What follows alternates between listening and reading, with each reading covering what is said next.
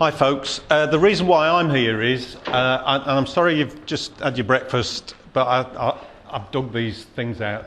I had my prostate taken out in February 2008. 3 months later, unfortunately, that surgery didn't take away my cancer, and I was found that prostate cancer had spread. So I elected to have 5 weeks of radiotherapy, and I absolutely hate needles, and every month I had to have an implant into my abdomen to produce chemical castration. So, where was I before that? Well, there wasn't Grindr and all the other things available. It was mainly gaydar. So I was out there doing my stuff. Now I realise unconsciously, getting out there, picking up guys, having sex, having relationships, monogamous relationships, then splitting up and then going out and meeting other guys. So how did all this affect me? Well, I didn't realise, as a bloke, as a human animal, I was on autopilot. I thought I was in charge of erections, libido, ejaculation. I got to realise I wasn't. My body takes care of that. So, for instance, this isn't me, but as part of the chemical castration, gynecomastia, breast enlargement can happen. So there's me thinking I'm quite good looking, slim body. I put on 3 stone in weight, couldn't get an erection, couldn't ejaculate. If I needed an erection, I had to inject, and it's like, I've got to put what in that? You're joking. Incontinence. I've got an autistic condition. So when somebody said to me, "Hi, how's your thing getting on?" I would tell them. It's like, I can't ejaculate, erections and libido shot to pieces, and I can't do this, that and the other. And they'd go, "Whoa, far too much information. Don't want to know that, Martin." And it's like, I'm sorry, but why did you ask me that? So I said to my urologist and urology nurse, "Is there a support group in Burnley around East Lancashire?" "No, there isn't." "Okay then, well, should we start one?" "Yeah." So I started one. Even though there's only not a lot, how many, 2, 4, 6, 8, 10, quite a few people there, regularly we'd have 40 people turning up to the support group meetings. Really sweet people, but you're definitely not going to talk about what I want to talk about. I've got my wife here, I've got my partner here, and could you pass me another biscuit, please, and another cup of tea? Very sweet people, please don't get me wrong, absolutely brilliant. But that didn't work for me. Now, why have I put this up? A few weeks before the end of January, I kept getting these emails to say, "Why don't you come along to this award ceremony at the Radisson Blu Hotel?" And it's like, well, I don't do social stuff because I'm autistic, and unstructured social situations just don't connect with me. I can do this kind of thing, I still get quite nervous, but sitting there this morning, chatting about nothing in particular, really, I can't cope with that. And then Andrew sent me a message to saying, "I think you ought to respond to the email." And I said, "No, I don't do that kind of thing." He says, "No, listen to me, Martin, you need to go." And I thought, why? Oh, okay. So I went. And I really do appreciate what was presented to me. And I was still baffled because it's like, well, what have I done to get that? Yeah, we didn't appreciate not knowing if you were going to turn up or not. I know. Under another tweet name, under Social Dyslexic, I actually tweeted, "I think I'm going to have to sit in the toilet now for half an hour to escape." That's before this. I started to go back a few cardboard boxes. I'd put bits of paper in and little programs, and I was utterly amazed how much stuff I'd done. For instance, these orange bars here. This is the support group meeting every month, 2 o'clock until 4 o'clock, first Saturday of each month.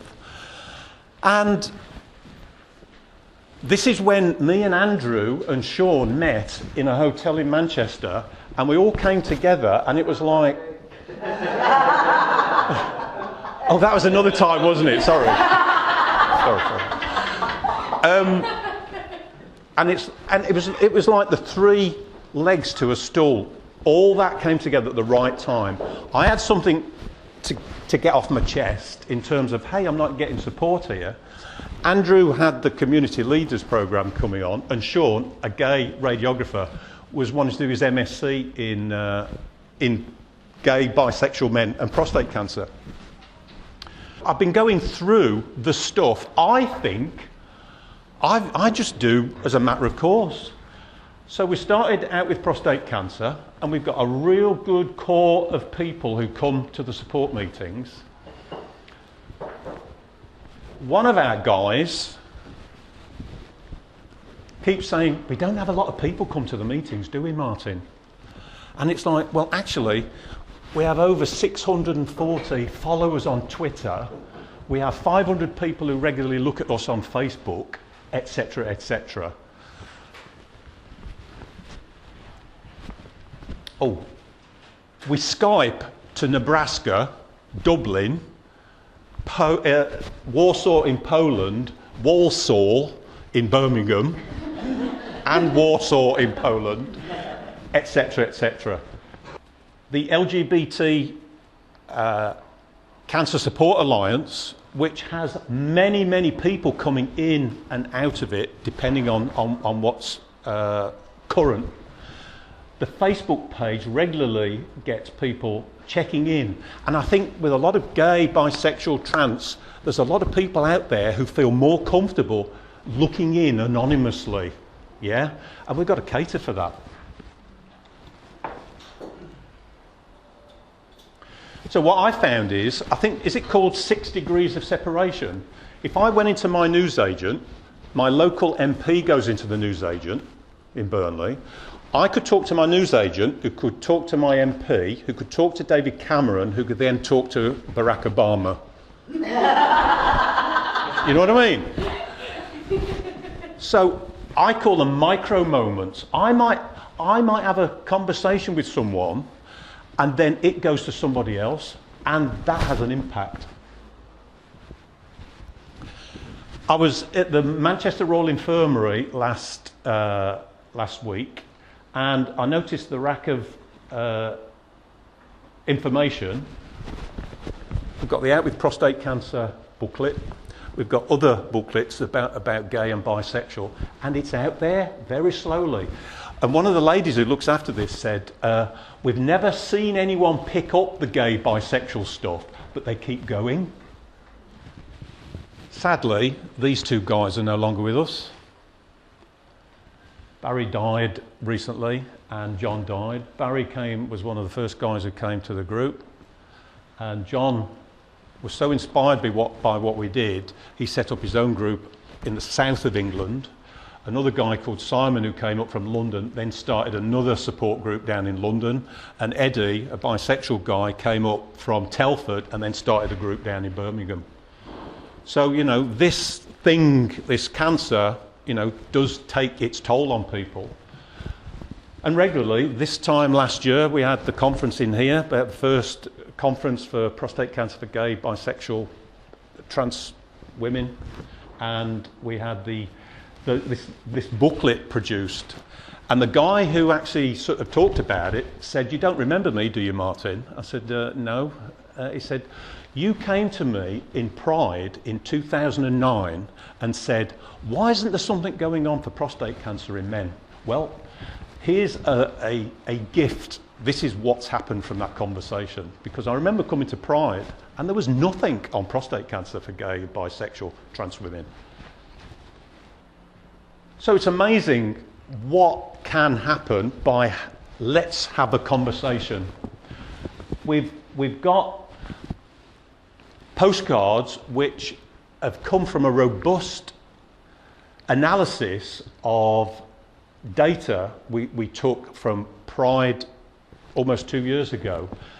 The year before that, I remember going to Pride with my little black Prostate Cancer UK fold-out leaflets, and this is before LGF had started something with Pride, and I remember going up to people saying, "Have you thought about prostate cancer? Have you been tested?" And what I found with my social dyslexia was, it was a great way of going up to guys to go, "Oh, hi, can I have this conversation with you, please?" Without having that embarrassment. We've had 3 PhD students come into our support group to look at what we do. So Dawn Duran was with us. We had Jack from Trent Nottingham University, and Sally from East London University studying what we do.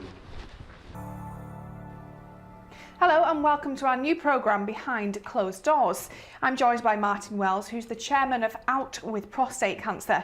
Martin suffers from prostate cancer himself, and we're here to discuss the effects on his body, the effects on his relationship, and what he's done to actively promote and help others. If you've got any questions for us today, you can get in touch with the show by texting us on 07548 200 007.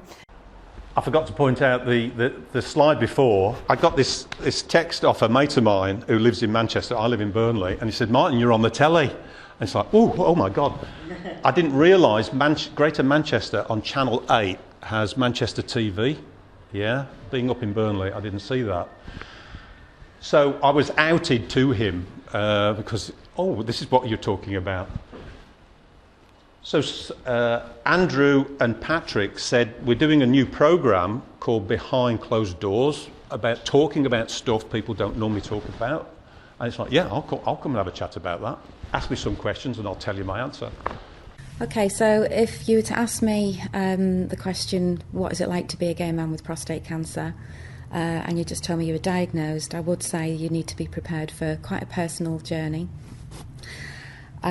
You must be prepared to have a lot of things that you thought about yourself questioned. You will question your identity, not just your identity as a male, but as a gay male.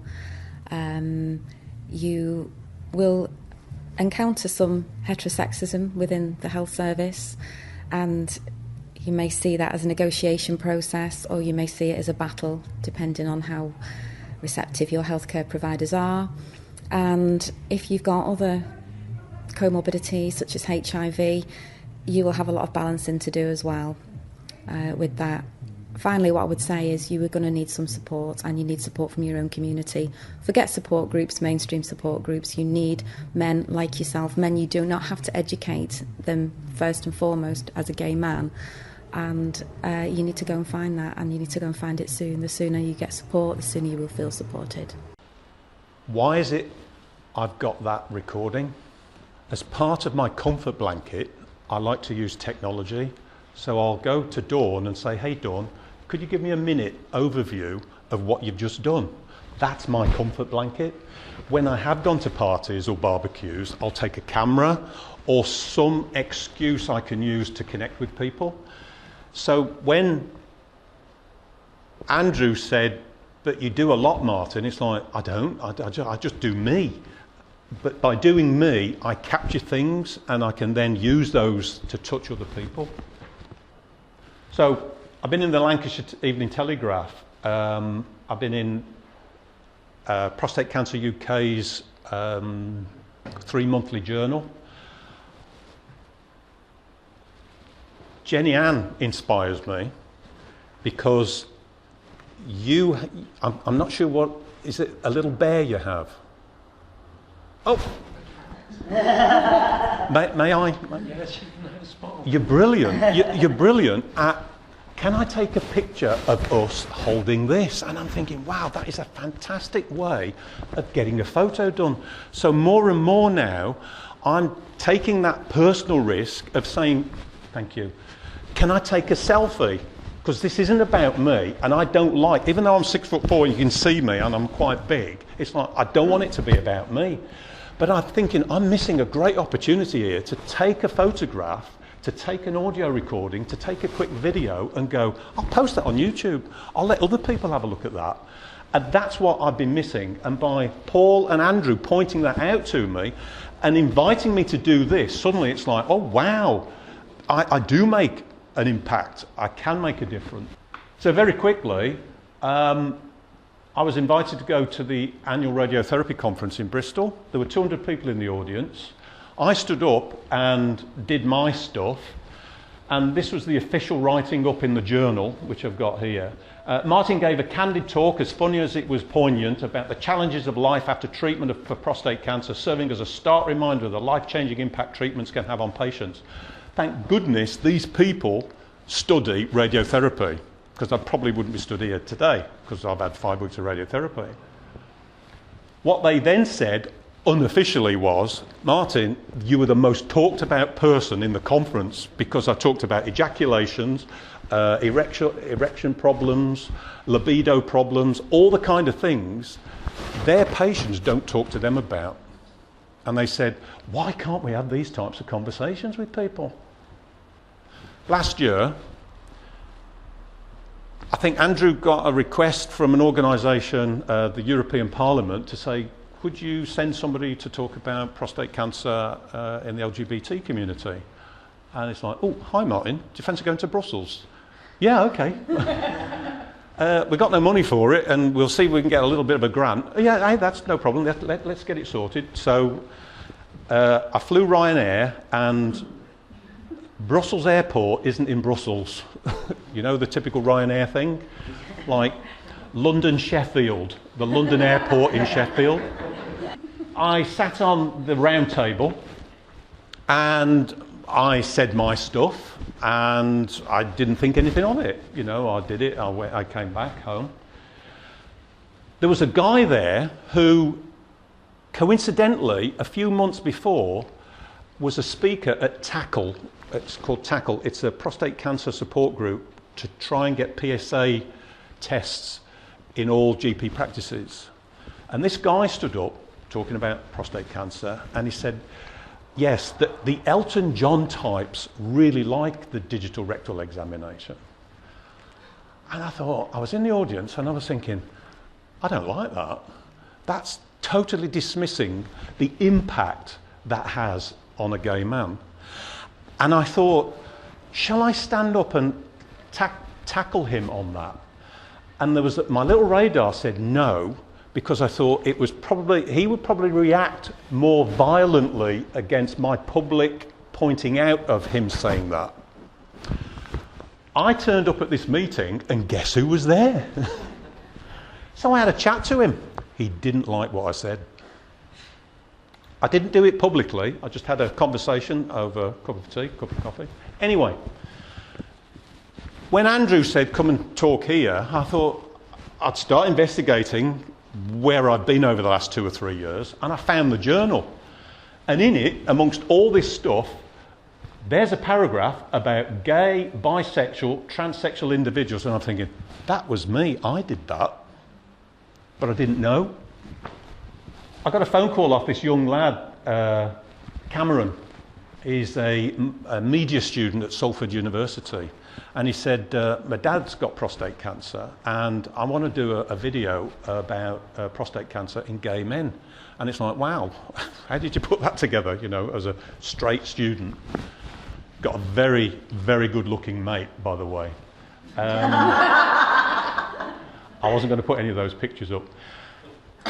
And I said to Cameron, I said, you to me look like the Louis Theroux type. He wasn't going to produce a documentary like, hello, here's a guy who's got prostate cancer. So we've encouraged him to do certain things. He's now started a crowdfunding exercise to get money together to produce something called All the Things You Didn't Know About Prostate Cancer and Don't Want to Know.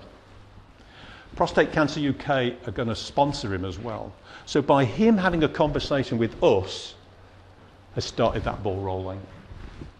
So he was showing us part of the production, and it was Ed who was taking the photograph. This is the Sunday Forum on Gaudia with me, Andrew Edwards. We're thinking about prostate cancer today. I'm joined by Martin Wells, who's a gay man living with prostate cancer and the chair of a support group out with prostate cancer. You've been living with this for 8 years. I guess you must have gone through various reactions, but what was your reaction when you first heard about what was going to have to happen to you? What I discovered what it's like to be a man, actually. I didn't realise how testosterone ruled my life. I thought I was in charge of me. testosterone was in charge of me. So when I was deprived of testosterone for 2 years, it's like, wow, I had this little pink tube I weed out of, and it didn't do anything else. Now, before that, I would have thought, oh my God, I'm going to die if I can't be a man. When I was the other side of it, I said to myself, if I don't get my head round this, my head will kill me before the prostate That came across cancer. in Richie's interview. I didn't realise Gaydio is the largest gay radio station in the world, which transmits on various formats, on various ways in through the internet. If I had to tell people about my experiences with accessing services for prostate cancer, I would say the first problem, which didn't worry me, was actually being a female in an all-male clinic. One of the things of being a trans woman with prostate cancer is that it's a constant reminder that I was born male. I can never get away from that. Every time I go to the hospital, I have prostate cancer, therefore I'm male.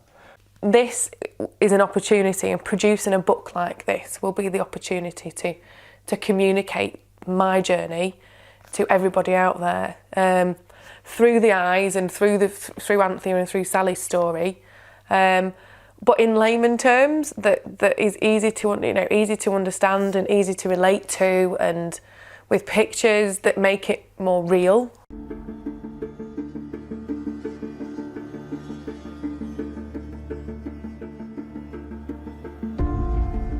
I'm Martin Wells. I was diagnosed with prostate cancer in December 2007. I had a radical prostatectomy 3 months after that in 2008. If I had to guess why it's difficult for people to talk about sex in Britain, and I can only talk about myself on this, but I can see parallels with other people.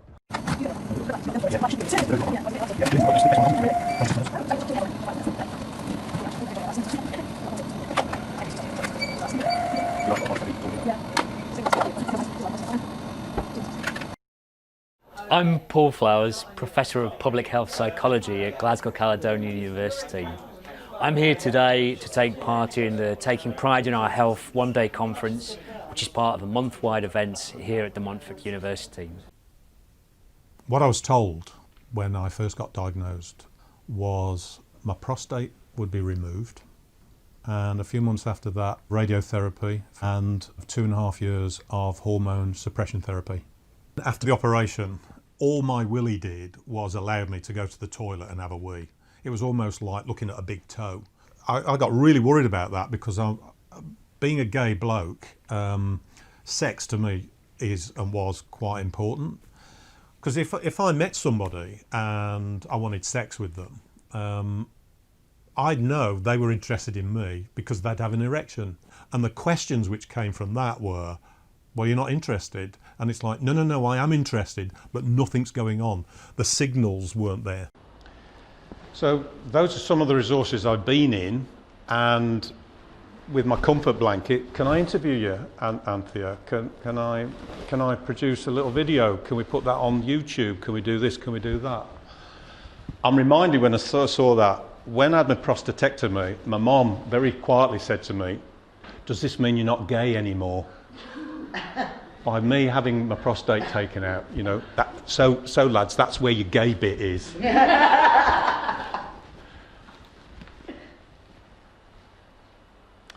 So I'm amazed at what I do unconsciously, and my guess is that that's what you could touch. I think we're nearly there now. So what we're doing for the future, I'm helping Natalie produce a book of Anthea and Sally's story, and also of Natalie's story, because what I found is people who are touched with what we do also get a transformation in their own thinking. He's the guy who's the Elton John talker, finger up the bum. So for me, over the next few months, it's about going to what I'd call straight prostate cancer support groups and saying, hey, I would love not to have a gay, bisexual, trans separate support group. I would like to feel so included, I just turn up and just get supported in any way. So I think there's a lot of work to be done. If you look at a lot of straight prostate cancer support groups, it's the man with their wife. So it's like, how do you get that mentality changed? Also, to use Facebook, Twitter, Pinterest, all the other micro blogging, social media, much better to blast that message out there. We've got £300 in the kitty and we're spending it on having a brand for Out With Prostate Cancer. So what I've been thinking about is we'll call it Out With Prostate Cancer, but not Out With Prostate Cancer Support Group, and the support group is part of that, and it's coming out and having a conversation about prostate cancer. And what I've seen is, as a gay man, as an autistic gay man, what we do, what I do, allows straight guys to have the conversations they're not having with other people. I put that top one on there. I'd like to see some very simple resources, nothing complicated, so somebody looks at it and goes, got it, thank you. And that's me, thank you.